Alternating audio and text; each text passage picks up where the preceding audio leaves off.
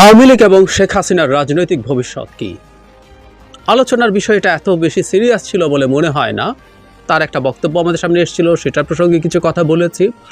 কিন্তু আজ একটা ঘটনা ঘটলো যেটা নিয়ে অনেকেই কথা বলছেন, সেটা হচ্ছে স্বরাষ্ট্র উপদেষ্টা তার রাজনৈতিক ভবিষ্যৎ নিয়ে কিছু বক্তব্য মিডিয়ার সামনে দিয়েছেন, যেগুলো নিয়ে কিছু কনফিউশন তৈরি হতেই পারে মানুষের মধ্যে।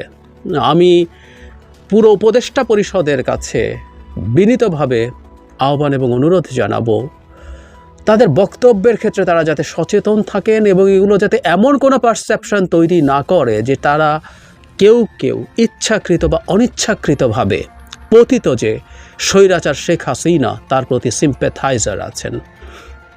আমি ব্যক্তিগতভাবে মনে করি, আমি বিশ্বাস করতে চাই এখানে কেউ সেরকম নেই। উপদেষ্টাদের প্রায় সবাইকে আমি ব্যক্তিগতভাবেই চিনি এবং আমি আশা করি ব্যাপারটা তার না, কিন্তু তাদের সতর্ক থাকা দরকার আছে, কারণ বক্তব্যের এক ধরনের মিসইন্টারপ্রিটেশনের সুযোগ আছে। এই সরকারটা আমাদের সরকার। এই সরকারে বহু মানুষ উপদেষ্টায় অন্তর্ভুক্ত হয়েছেন যারা সেই অর্থে দীর্ঘকালীন ট্র্যাক রেকর্ড রাখতে পারেননি যে তারা এই স্বৈরাচারী শেখ হাসিনার বিরুদ্ধে লড়াই করেছেন। তারপরও আমি জানি, আমি বিশ্বাস করি, ধরেন একটা সরকার যখন গঠিত হয় তখন নানা রকম দিক বিবেচনায় নিতে হয়, সেই বিবেচনা করে এটা হয়েছে, ফাইন। এই সরকারটা আমাদের সরকার। এই সরকারটা আওয়ামী লীগের হালুয়া রুটি খাওয়া ছাড়া যেসব মানুষ আছে প্রত্যেকের সরকার। সুতরাং এই সরকার সুন্দরভাবে দায়িত্ব পালন করুক এবং এই ইনিশিয়াল এবং ক্রুশাল সময়টায় বাংলাদেশ এখনই খুবই একটা অস্থির অবস্থায় আছে। এমনকি বিশেষ করে শাসন বিভাগের যে প্রধান অস্ত্র, একটা দেশের প্রশাসন বা সরকারের যে প্রধান অস্ত্র, সেই পুলিশ ঠিকমতো কাজ এখনও শুরু করতে পারেনি। প্রশাসন, ব্যুরোক্রেসি, এর মধ্যে একই পুরনো চোর ডাকাতগুলোকে আমরা দেখছি উপদেষ্টাদের সাথে, সেগুলো নিয়ে আলাদা করে কথা বলতে চাই। সেই লোকগুলো আছে, তাদেরকে নিয়েই একই জিনিস চলছে। আমি জানি তাদের এগুলো ম্যানেজ করতে একটু সময় লাগবে। সো সরকার এখনও খুব স্টেবল না, সে কারণে আমরাও একটা সিদ্ধান্ত রাখতে পারি যে এই সরকারের প্রতি, তাদের ভুলের প্রতি, তাদের যারা যা সমস্যা করছে সেটার প্রতি আমরা অন্তত কিছুদিন অপেক্ষা করব, সময় দেব। এটা আমার মনে হয় উচিত। কিন্তু এর মধ্যে এমন কিছু না ঘটুক যেটা আসলে খুব ওয়াইড স্প্রেড প্রবলেম তৈরি করে। আমি একটু আওয়ামী লীগ সম্পর্কে আমার মতামতের কথা বলি, এটা একটু জরুরি। আমি একটা ভিডিও করেছিলাম এটা নিয়ে যে স্বাধীন বাংলাদেশে আওয়ামী লীগ কি থাকবে। আমি ডকুমেন্ট দিয়ে দেখেছি Awami League can be treated with its own medicine. এবারকার পতনের কিছুদিন আগে তারা জামায়াত শিবিরকে নিষিদ্ধ করেছিল সন্ত্রাস দমন আইন 2009-এর 18-এর এক ধারা অনুযায়ী। আজকে দেখাচ্ছি না, আমি ওখানে দেখিয়ে পড়ে শুনিয়েছি। যে ধারায় জামায়াত শিবিরকে নিষিদ্ধ করা হয়েছিল ঠিক সেই ধারায় আওয়ামী লীগকে নিষিদ্ধ করে দেওয়া যায়। তাদেরকে একই ঔষধে ট্রিট করা যায়, যেটা তার নিজের তৈরি করা। আমার ব্যক্তিগত অপিনিয়ন ছিল এটা আমি মনে করি না এটা করব। আওয়ামী লীগের মৃত্যু পচন সব সিস্টেম্যাটিকলি হবে এবং সেটা করার জন্য যা করা দরকার গণতান্ত্রিক পথে, তার পাপের পুরো ফিরিস্তির রেকর্ড, সেগুলোকে মানুষের সামনে ক্রমাগত আনা, আরও অনেক কিছুভাবে সেটা সম্ভব, সেটার কাজ আমরা করব। কারণ যে দলটা এই স্টেটের স্ট্রাকচার ভেঙে দিয়েছে, অনেকে তো আমরা আসলে এই মিড জুলাই থেকে আওয়ামী লীগের বিরুদ্ধে যাওয়া শুরু করেছি। আসলে আওয়ামী লীগের বহু আগে থেকেই কি করেছে আমরা কথা ভুলে গেছি। এদেশের বিচার বিভাগ রাখে নাই, এদেশের আইন বিভাগ রাখে নাই, এদেশের প্রতিটা কমিশন ধ্বংস করেছে। এই দেশটাকে ভাঙতে একটা মগের মুল্লুকে পরিণত করেছে। এটা স্টেটের কোনো লক্ষণ রাখে না। ওর পাপ অনেক পাপ। সেগুলো সব আমরা ওয়েল ডকুমেন্ট করে দীর্ঘদিন থেকে বলেছি, আমাদের এই রেকর্ডই আছে। আমি বলেছি আমার অন্তত এক যুগের রেকর্ড আমারই আছে, আরও বহু মানুষ আরও বেশি দিন থেকে বলছেন, সেই জিনিসগুলো আছে। সুতরাং আওয়ামী লীগ দল হিসাবে যাতে একটা পচনশীল বস্তুতে পরিণত হয় সেটা ইনশিওর করার জন্য গণতান্ত্রিকভাবে যা করার আমি করব। কিন্তু তারা আসুক, তারা এসে যদি মনে করে তারা তাদের দল ঠিক করতে পারবে। এখন শেখ হাসিনা কি দেশে আসতে পারেন, নিশ্চয়ই পারেন, কিন্তু শেখ হাসিনাকে দল গোছানোর দায়িত্ব নিতে পারবেন? No way. এই আপাদমস্তক একজন ক্রিমিনাল দেশে আসলে বাইরে থেকে দল গোছাবেন কিভাবে সম্ভব?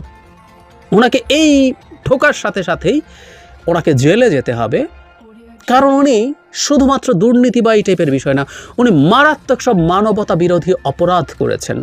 পুরো এন্টায়ার শাসন আমলে উনি বিচার বহির্ভূত হত্যাকাণ্ড, গুম, হেফাজতে নির্যাতন, গায়েবী মামলা, কি করার নাই, কার তার নিজে কি হয় নাই। আর এই জুলাইয়ের পর থেকে তো এই ম্যাসাকারের ইতিহাস আমাদের এই মাটিতে, এই শতাব্দীতে, আগের শতাব্দীতে কখনোই ছিল না। এই বর্বর একজন মানুষ দেশে ফিরে এসে দল গোছানো শুরু করবেন? No way.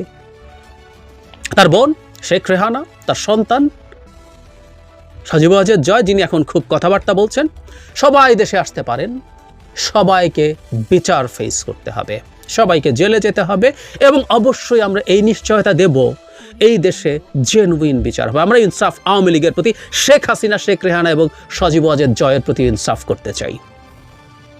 যদি জেনুইন বিচারে তারা দায়মুক্ত, তারা নির্দোষ প্রমাণিত হন, অবশ্যই তারা মুক্তি পাবেন, তারা দল গোছাবেন। এই সময়ের মধ্যে আওয়ামী লীগ তাদের মতো করে আর যারা আছেন তারা চেষ্টা করতে পারেন, কিন্তু যারা চেষ্টা করে প্রত্যেকে এর মধ্যে নানা রকম করাপশন এবং নানা রকম অপরাধের সাথে ইনভলভড। আমি এখনও একটা জিনিসে অবাক হই, খুব দ্রুত করা উচিত। আমি জানি যে এই সরকারের নানান রকম চ্যালেঞ্জ আছে, আমি ভেতরে না থেকে, আমরা হয়তো বাইরে থেকে যেভাবে বলতে চেষ্টা করি সেটা চাইতে সিচুয়েশন আরও টাফ। আমি বিশ্বাস করি নানা দিক থেকে সরকারকে আনস্টেবল করার চেষ্টা, ডিস্টেবিলাইজ করার চেষ্টা আছে। তার মধ্যেও আমার মনে হয় খুব দ্রুত আওয়ামী লীগের বিরুদ্ধে একটা কমিশনই তৈরি হওয়া উচিত, যারা আওয়ামী লীগের বিভিন্ন পদে থাকা মানুষ, যারা এই সব বিভৎস অপরাধের সাথে জড়িত। এবং এই কমিশন শুধু আওয়ামী লীগ না, প্রশাসনের, পুলিশের, কোথাকার কোনখানে কে কে আছেন, যে যেখানে আছেন, কোন ব্যবসায়ী, প্রত্যেককে নিয়ে আইডেন্টিফাই করবে এই দেশটাকে ভেঙে ফেলার মধ্যে কারা কারা জড়িত ছিল। ইভেন এর মধ্যে তথাকথিত শিল্পী, সাহিত্যিক, সংস্কৃতিসেবীরাও ছিলেন। মত প্রকাশের স্বাধীনতা বা আপনি কারো পক্ষে যাওয়া কোনো সমস্যা নাই, এটা গণতন্ত্র। কিন্তু একটা ফ্যাসিবাদকে, একটা ফ্যাসিস্ট সরকারকে, ফ্যাসিস্ট কৌশল, আমি প্রায় বলি যে এটা ফ্যাসিস্ট সরকার না, একটা মাফিয়া সরকারকে এন্ডোর্স করে ক্ষমতায় থাকার জন্য যা যা করা হয়েছে প্রত্যেকে এই লিস্টে আসতে পারেন। আমি দেখলাম বৈষম্য বিরোধী যে ছাত্র সংগঠন আছে তারা একটা তালিকা দিয়েছেন তথাকথিত সাংবাদিকদের, যারা আসলে এই মাফিয়াদের সফট পাওয়ার হিসাবে কাজ করে। সো একটা কমিশন এগুলো সবাইকে খুঁজে বের করবে, এর মধ্যে যারা ক্রিমিনাল অফেন্স করেছে, বিচার তো হবে ক্রিমিনাল অফেন্সের। আর কিছু কিছু মানুষকে আমরা নৈতিকভাবে বয়কট করব। কিছু কিছু মানুষ ক্রিমিনাল অফেন্স করেছেন, সেই মানুষগুলো ক্রিমিনাল অফেন্সের বিচারের প্রক্রিয়া শুরু হবে। এই প্রক্রিয়া শেষ হবে, আওয়ামী লীগ কিছুটা সাফ সুতরা হবে, তারপর তারা আস্তে আস্তে রাজনীতি করার চিন্তা করুক। কিন্তু শেখ হাসিনা বাংলাদেশে এসে রাজনীতি করবেন, আবার অ্যাজ আর্লি অ্যাজ পসিবল আসবেন এবং সেটা করবেন, এটা ভয়ঙ্কর কথা, এটা হতে পারে না, এটা আমরা হতে দেব না। এই দেশে একটা পতিত স্বৈরাচারকে একেবারে আরামে এসে কোনো রকম কোনো এরশাদ তো মানে আরামে এসে কিছু করতে দেবো না। এরশাদকে আমরা এখন যদি স্বৈরাচার হিসেবে শেখ হাসিনার সাথে তুলনা করি, শিশুও না, এরশাদ ভ্রূণ শেখ হাসিনার তুলনায়। আমি এরশাদ সম্পর্কে এরশাদের মৃত্যু দিবসে বা স্বৈরাচার তথাকথিত যে পতন দিবস আমাদের ছিল, if I am not wrong, এটা ডিসেম্বরের 5 বা 6 তারিখ, আমি ভিডিও করে বলেছি যে আজকে এই বাংলাদেশে দাঁড়িয়ে আমাদের কাছে এরশাদকে মহান গণতন্ত্রী মনে হতে পারে। সো ওই শেখ হাসিনার তুলনায় ভ্রূণ একটা স্বৈরাচার যদি 5 বছর জেল খাটেন, তার অপরাধ মাথায় নিয়ে, অবশ্য উনি সে গার্ডস দেখিয়েছেন, উনি পালান নাই, ওনাকে পালানোর অফার দেওয়া হয়েছিল, উনি বঙ্গবন্ধুর কিছু হন না, তারপর উনি সাহস দেখিয়েছেন। কিন্তু বঙ্গবন্ধু কন্যা পালায় না বলতে বলতে পালিয়ে গেছেন লেজ গুটিয়ে। তো ওনাকে তো আসলে বিচারের মধ্য দিয়ে যেতে হবে।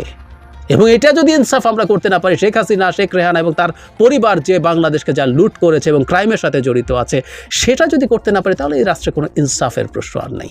এটি ইনসাফের রাষ্ট্র হতে পারে না। সুতরাং বটম লাইন, আসতে পারেন তিনি, তার অন্য লোকজন, তার রিলেটিভরা, তার বোন, তার সন্তান, যে যে ইচ্ছা আসতে পারে।